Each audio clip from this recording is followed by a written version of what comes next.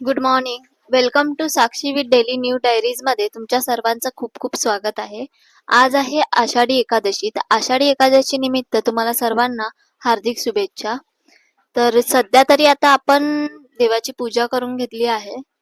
पुढे आपण जे गोडाचं जेवण आणि आहे ते आपण दाखवूच तुम्हाला. काय काय काय काय आपण बनवणार आहोत.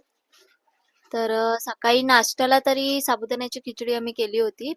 तरी आता वाटण काढून घेऊ आणि जेवणाला तयारीला लागू.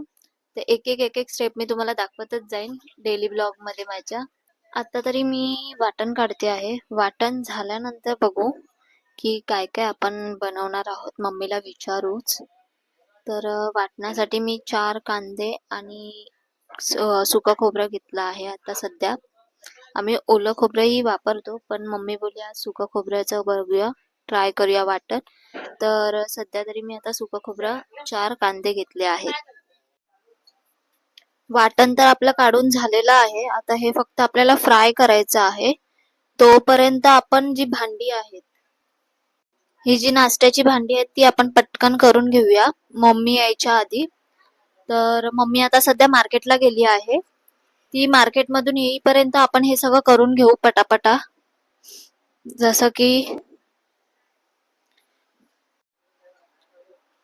काउंट ऑफ 1 2 3 मध्ये आपण वाटण आणि भांडी सगळं करून घेणार आहोत.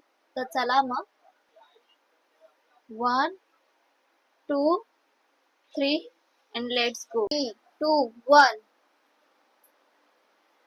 आपण फायनली हे वाटण रेडी केलं आहे आणि भांडी घासून झालेली आहे आणि मम्मी पण आली आहे घरी. मार्केटला गेली होती तसं. तर बघूया तिने काय काय आणलंय. तर मम्मीने केळी घेऊन आली आहे मार्केटमधून, आंबे घेऊन आलेली आणि शेगलाची शेंग आणली आहे.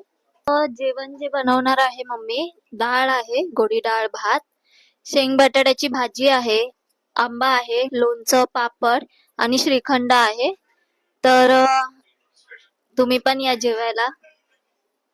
बघूया आपण डाळ भात आणि करणार आहोत. तुम्हालाही दाखवीन.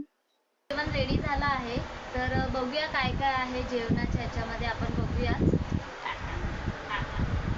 तर मम्मीने भात, डाळ, जी गोडी डाळ आहे, आंबा आहे, श्रीखंड आहे, कोथिंबीर वडी आहे, शेंग बटाट्याची भाजी आहे आणि पापड आहे.